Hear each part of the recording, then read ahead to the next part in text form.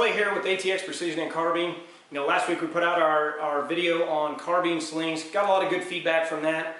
So I thought I'd put out one more on slings for the precision rifle systems.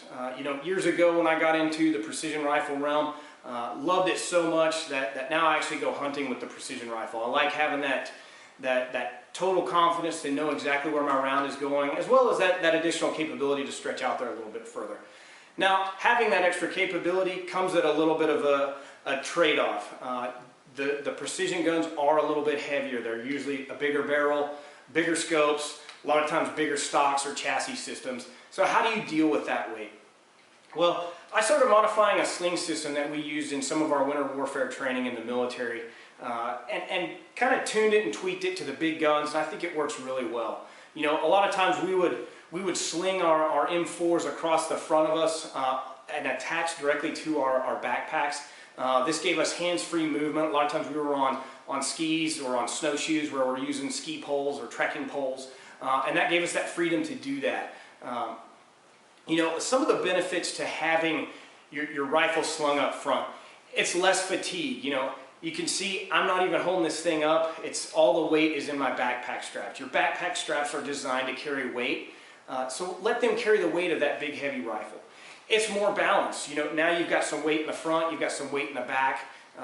You're a little bit less likely to tip backwards in this case than you would be if you've got all of your stuff on your back. Talked about it before, I'm hands-free now. If I'm using a trekking pole or a walking stick, which I'm a big advocate of, especially up in the high, rough country, now I've got my hands free. I can have one hand on my binos and watching around as well. So my situational awareness could possibly be a little bit better. And finally, it's a little bit more protection for that rifle. I've fallen before with a rifle slung across my back. The rifle ended up absorbing all of that shock. Not what you want to do when you're up in the backcountry a long way from civilization. In this case, if I fall forward, a lot of times I'm going to catch myself. If I fall backwards, the rifle's not in any danger of getting damaged.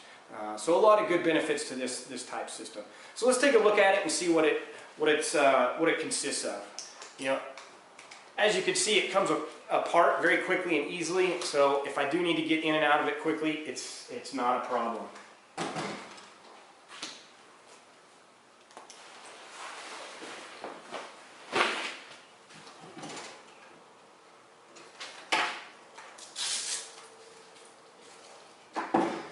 So on the gun itself, it doesn't matter what kind of sling you're using. I've been using this sling for a while. It's just one of many different slings that I can use. You can use your old leather sling, your favorite hunting sling, or some of the newer slings that allow you to cinch in tight and get a more stable position. Again, doesn't matter. The critical thing that we're wanting to highlight is adding some Fast-Tech buckles on this thing.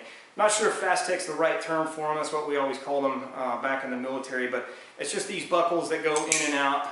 You can get these at any backpacking store such as REI or some hunting stores carry them over in the backpack section. For the front of my gun, on the front end of the stock, I've got a connection point on the side. A lot of times I'll specify for my stocks to have that because I like the stock to lay flat when I'm using it as a sling.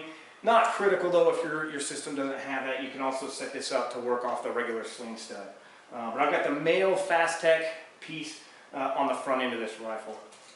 For the back side, I actually started using these kind of nylon stirrups. A lot of times they're marketed as buttstock adapters in the AR-15 section for some of their slings.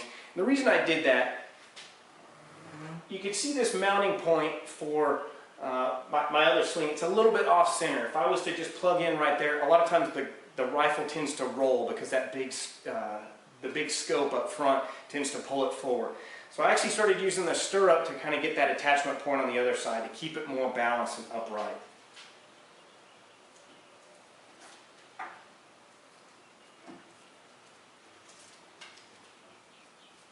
This thing simply velcros on, nice and snug.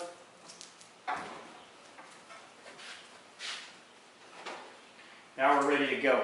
Like I said, the sling you're using doesn't really matter when it's clipped into your backpack because it's just along for the ride anyway. If I drop the backpack, I'll use this sling in a traditional sling manner, but the Fast-Tech is the main thing we're discussing right now. All right, looking at the backpack setup.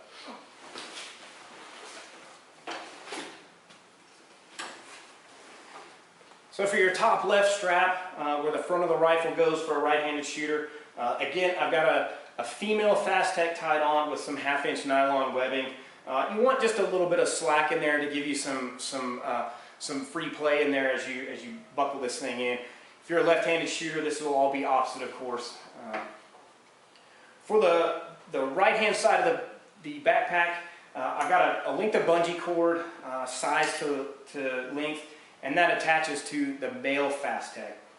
The piece of bungee cord gives you a little bit of a shock absorber. It lessens the amount of fatigue you'll feel at the end of the day.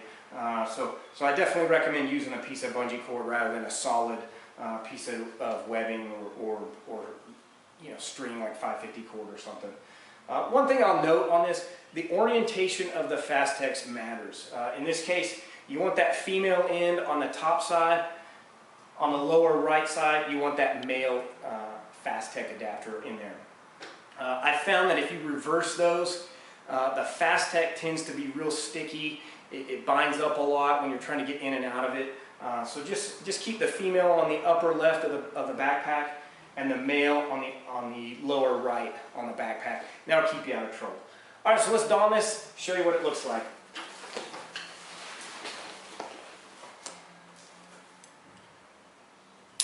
I do have just a little bit of weight in this backpack to show you the balance of the two.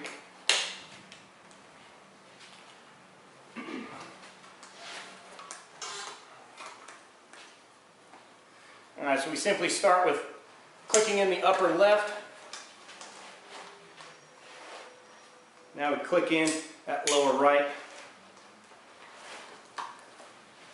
And we are ready to go. Of note, the scope protector, I've got it on there. It kind of keeps the scope knobs from digging into you. Plus, it's a dual-use item. Once I get to my spot, now I've got a small piece of padding to sit on. It keeps you from losing a lot of heat to the rocks and the elements. If you have any other questions about the system, definitely contact us on the ATXprecision.com website. Happy to answer anything, shoot some more pictures for you. Thanks a lot. Enjoy your shooting.